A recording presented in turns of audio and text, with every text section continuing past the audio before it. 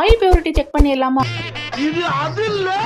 ஐயோ, henna மிக்ஸாலஜியில் henna powder எந்த அளவுக்கு இம்பார்ட்டனோ அதே அளவுக்கு எசென்ஷியல் ஆயிலுமே நமக்கு இம்பார்ட்டன்ட். எசென்ஷியல் ஆயில் எந்த அளவுக்கு குவாலிட்டியாக இருக்கோ அந்த அளவுக்கு நம்மளோட ஸ்டெயின்மே சூப்பர் டூப்பராக வரும். நம்மளோட ஆயில் எப்படி பியூராங்கிறத செக் பண்ணுறதுக்கிறத இந்த வீடியோவில் பார்க்கலாம். மறக்காம இந்த பேஜை ஃபாலோ பண்ணிக்கோங்க. ஃபர்ஸ்ட் ஸ்டெப்பாக நம்ம கலர் டெஸ்ட் பண்ணலாம். ஆம்பர் பாட்டில் இருக்கிற யூகலிப்டஸ் ஆயிலை நான் இந்த மாதிரி டிரான்ஸ்பரண்டான பாட்டிலுக்கு மாத்துறேன். ஸோ தட் அதோட கலரை நம்ம விசிபிளாக பார்க்கலாம்.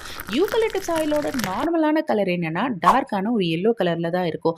ஸோ இந்த கலர் வச்சு நம்ம இது பியூரான ஆயிலுங்கிறத பார்க்க முடியுது. இருந்தாலும் இப்போ நிறைய ஆடட் கலர் போட்டு ஃபேக்கான ஆயில்ஸ் எல்லோ கலர்ல வருது.